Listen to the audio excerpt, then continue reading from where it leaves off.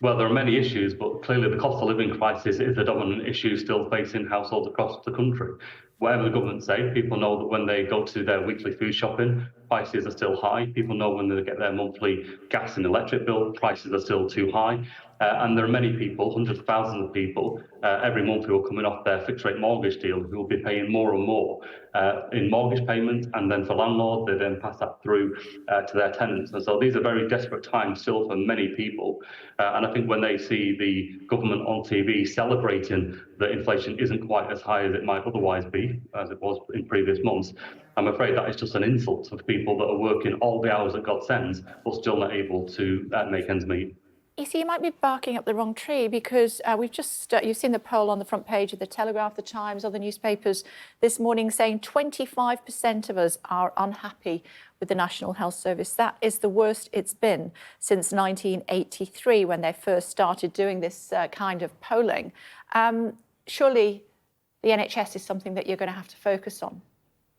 Well, all these things are interrelated. You know, the NHS is absolutely critical for society, but it's also critical for our economy as well. If people aren't healthy, if people aren't fit and active, then that affects people's ability to work, and we do see that. And just the sheer number of people now that are on the waiting list means that is having an impact on society as well as the economy. NHS workers cannot work any harder than they are doing. You know, you see the frontline staff who are working all the hours that God sends, like everybody else in the economy, but the system just isn't working. I know in my own local community, the NHS is absolutely overwhelmed, but behind that, the NHS walk-in centre has closed. In my own constituency, 4 GP practices have closed. And so if you want an appointment and you're on the 8 a.m. calls to get through, the staff in the GP practice can't work any harder, but ultimately, Jim, you ring through and they're starting appointments left. Let me take us on to the next level. In the end. Okay, let me take you on to the next level as far as that's concerned, because we look further into this survey, and half of those questions supported raising taxes to improve services. Is that something that Labour would consider? But we're absolutely focused on getting the NHS back on its feet and having an injection. And in answer to my question, is critical to that. How that's funded, what our programme for government will be, is in development, and that will be presented ahead of the next election as part of our manifesto. So we're not going to make commitments on TV. So you might not. Ad hoc, it will be a fully costed plan presented to the country. They can make a judgment about whether our plan is one that they want to support, or whether they want a continuation of the last 14 years under the Tories, and that will be a choice that the country will make at that time. But we are absolutely clear that the NHS is a priority. It's one of our missions, because we know it's important to the country. So you won't tell me that, but you will tell me that households are £300, according to Labour, worse off because of council tax hikes. And that's a matter of fact. People are paying more and more for less and less, because the pressures in the public service that we see today are in adult social care, they're in children's services, they're in temporary accommodation, they're in home to school transport, where councils are struggling to keep their head above water. And you have this now conflict where people are paying more and more for less and less, because to fund that, of course, council tax is going up on one side, but on the other side, the neighbourhood services that people really value, that make a place a decent place to live, are being cut to fund that demand as well, because the government have completely walked away. They've walked off the pitch when it comes to delivering good public services at a local level, and there are more and more councils that are declaring financial distress. The government haven't got a plan for that, and that's why Labour is calling it out today. Okay. I've been talking to the government today about the man who is Zaidi, his name, of course, who was responsible for the injury of a woman and 2 children, went on to Chelsea Bridge. We haven't seen him since. He was a failed asylum seeker, converted to Christianity, was allowed to stay as a result.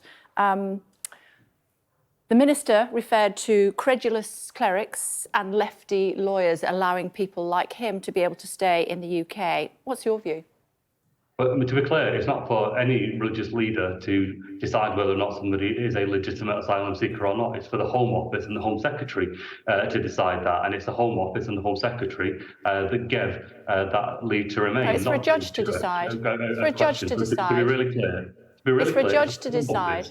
It's for the Home Office to determine whether somebody ought to have leave to remain or not. And we are absolutely clear that somebody who is not safe for our country should not be here, and the system should be fit for purpose. Okay, let me ask you that in a different way then. If somebody is converted to Christianity, does that mean that they should have a free pass to stay in the UK? My view, if somebody isn't safe to be here, they shouldn't be here. It's as clear as that. Okay. And what should we take into account when they convert to Christianity?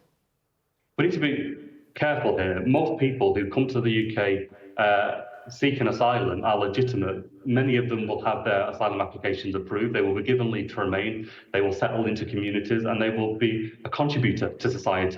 And we need to be careful here that the bad acts of few don't have an impact on the majority of people who are just looking to... But if they convert to Christianity, the argument is that they would not be But- safe in a country like Afghanistan. But the point is that somebody who is not safe to be here should not be here. That's it. So we should send them home, even if they are at risk. I'm not going to get into the individual case. As a matter of principle, Why not? if somebody isn't safe for our society, they shouldn't be in the country. They shouldn't be given leave to remain to be a risk to our society. But If they convert to Christianity, it makes them at risk in places like Afghanistan. Are going to contribute to society. They will settle. They will add to our communities, not take away from it. It's for the government and the Home Office to have a robust system in place where answer my applications question, are Mr. properly McMahon. assessed and those who are at risk aren't given leave to remain. It's as simple as that. Yeah, if somebody converts to Christianity, they are at risk if they go back to Afghanistan potentially. Should they still be sent back to Afghanistan or should they be allowed to stay in the UK? The overriding duty is to protect the British public, and people should not be here if they are a risk to the British public.